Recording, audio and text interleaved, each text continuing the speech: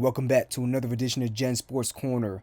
Another episode for 4/28/2022. Make sure you like, subscribe, click the notification bell so you're notified anytime I drop a video. And without further ado, let's get into the NFL draft. 4 Philly sports.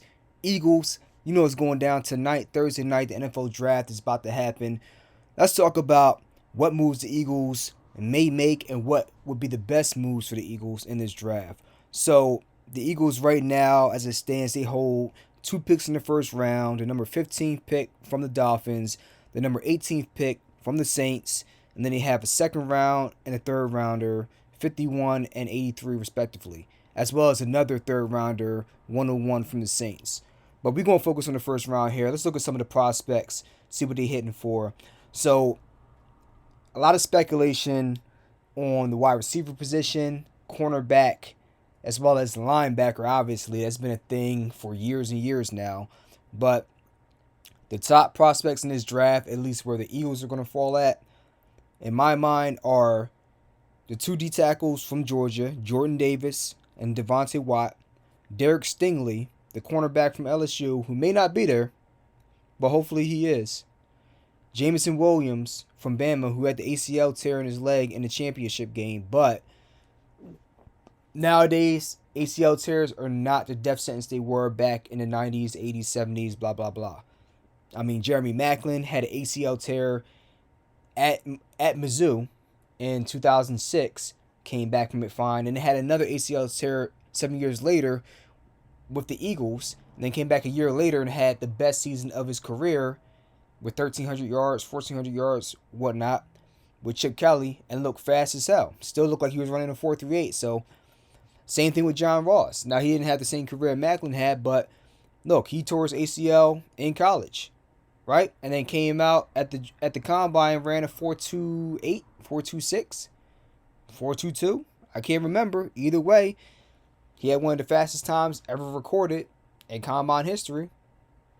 So, I don't know the nature of Jameson Williams' injury, but if they do their due diligence and he looks healthy, he is clear in a way the best wide receiver in the draft. He would be an excellent addition to Devonta Smith to be able to throw to in the Eagles offense. And then 2 other prospects that really stick out to me are Kyle Hamilton out of Notre Dame, the safety, as well as Devin Lloyd from Utah, the linebacker. So let's go ahead now and take a look at some of the prospects that are going to have interest from the Eagles in tonight's draft in the first round.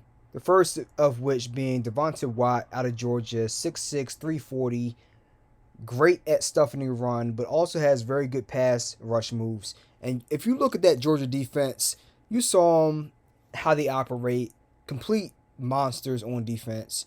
You know, you have Devontae Watt, you got Jordan Davis, and then in the linebacking core, you got Nakobe Dean. They just have a whole bunch of just heavy hitters, guys that can fly regardless of weight, sideline to sideline, and just put pressure on you all game long. And Devontae Watt, to be that big and to be running the 40-yard dash in 4.78 seconds is insane. So if he's sitting on the board at 15, the Eagles have to consider taking him. But more importantly, let's look at one of the positions that I value even more. If he's sitting there, if he falls, I think that the Eagles, if they're sitting at 15, if they have the chance to move up 2 slots to be able to get him, they have to get Derek Stingley, the cornerback. They have to go snatch him up. And this is the way I would go about it. The way I would go about it, Derek Stingley at 15, and then Devontae Watt at 18. So you get your cornerback and you get your D tackle, who's just an absolute beast in the middle. So my logic is that if you can collapse the pocket, it's going to be very hard for the quarterback to be able to see the middle of the field if the pocket is being collapsed from the A gap. And then they're going to have to look outside. And then when you look outside, what do you see? On your side view mirrors, you see on the right side, you see Big Play Slay. And on the left side, you see Derek Stingley. Good luck, my guy. That's the way I would build it. Let me know if you disagree in the comments below, but that would seem to be the most logical way to build this thing from my vantage point, because even if you have average safeties in the middle, you just need a guy that can be in his spot. You don't need him to be Earl Thomas. You don't need him to be Ronnie Lott or Brian Dawkins or Ed Reed. You just need him to be solid. But if you have two really high level corners and then two beasts in the middle, whether that be Javon Hargrave, Fletcher Cox, and then on top of it, Devontae Watt. If you want to bring in Devontae Watt and then flex out Fletcher Cox to the end and votes, you have so many options there. So I would go with Devontae Watt in the middle and at 18, and then Derek Stingley at 14. Or secondarily, I would go Derek Stingley at cornerback, and then Kyle Hamilton, the safety from Notre Dame, with the 18th pick. So conversely, you could shut everything down in the middle, and then on one side of the field, Big Play Slay shuts it down, and then you're forced to look left. You don't look right, you look left. And if you don't look left, you're going to be in a world of trouble. The logic here is to force you to look one way, whether it's straight down the middle or if it's to one side or the other, okay? I don't want you to be able to make a read to one side or the middle. I want you to look left or right and have to lock in on a receiver or one side. That's the logic here, okay? And then my third option would be and it all starts from Derek Stingley, to be honest with you.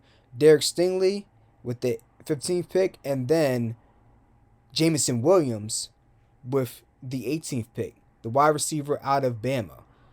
ACL injury in the national championship game, but straight up blazer, burner, runs good routes, another Bama receiver. I guess in the past 2 years, honestly, you can't go wrong. Devonta Smith and then Jameson Williams. Yo, game, set, match. Let's go. You get your beast up the middle.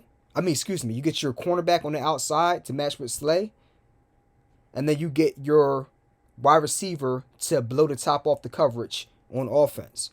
And then my fourth option would be, again, Derek Stingley with the first pick in the first round, and then Devin Lloyd with my second pick at 18 in the first round. Okay? Because Devin Lloyd can straight up cut off all your intermediate routes with your tight ends or wide receivers coming across the middle on in routes or slant routes. Devin Lloyd, along with the linebacker and Kaiser White that they picked up from the Chargers, those two guys can straight up cause havoc in traffic over the middle. So those would be my first four options, okay? It all starts off with Derek Stingley being your first pick, with the first round pick, if you can trade up. And then a combination of him along with Devontae Watt from Georgia at D-tackle, Kyle Hamilton at safety from Notre Dame. Third, it would be Jameson Williams, wide receiver from Bama, or fourth option would be Devin Lloyd from Utah. Secondarily, if you swing and miss on Derek Stingley, my backup option would be to go straight after Devontae Watt in the middle. If you can, that's secondarily, okay? Devontae Watt paired up with Jameson Williams, I think that'll be a great set of picks right there. 2B would be Devontae Watt paired up with Devin Lloyd. First off, you have a D tackle and then a linebacker right up the middle. You just knock out two birds with one stone, and then they played on the same not on the same defense, but they're so good they probably could, right? You put those two game changers on the same side of the field, good luck, okay? And then my 2C option would be taking Devin Lloyd with the 15th pick.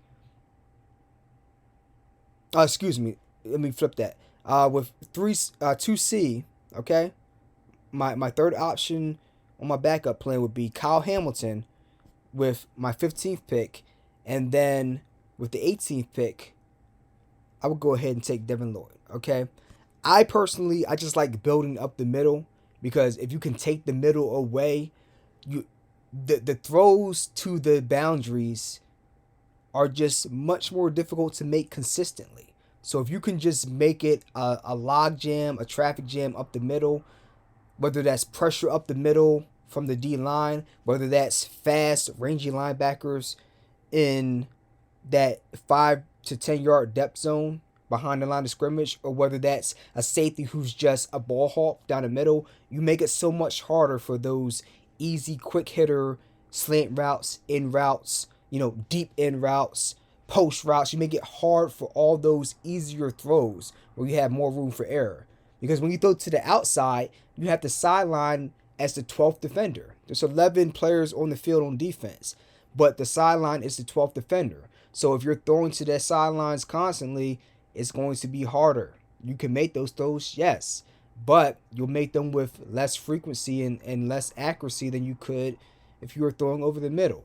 So if you can build up the middle and not just be solid, but like have game changers, guys that make you not just second guess the throws you make, but second guess the business decisions you make as a receiver or a tight end going over the middle, get those guys. All right. So that's the way I look at it. All right. So hopefully the Eagles can come away with some combination of Derek Stingley and a linebacker, i.e. Devin Lloyd, or wide receiver Jameson Williams, or a D tackle in Devontae Watt. If they cannot do that, then I would go ahead and go with Devontae Watt at D tackle, and then try to pair him up with Jameson Williams at wide receiver, or Devin Lloyd from Utah. That would be the way I would go. Let me know what you guys think in the comments below, and we'll see if the Eagles get this right in this draft for a second year in a row and not disappoint us again. Please don't, because my Raiders, this is switching to a different team. My Raiders, we not drafting in the first round. You know why? Because we got Devontae Adams.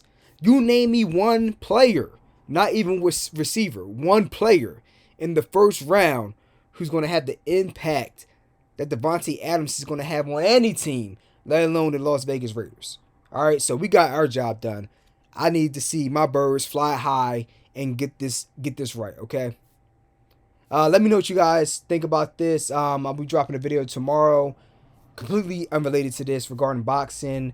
Katie Taylor versus Amanda Serrano for all 4 belts, undisputed at featherweight in the women's division. And that's what it is, man. Hopefully the Sixers go up in Game 6 in the 6th and get it done and stop playing around, so we don't have to talk about this bull crap for another day, okay? That being said, enjoy your Thursday, enjoy the draft, and catch you on the next one. Peace.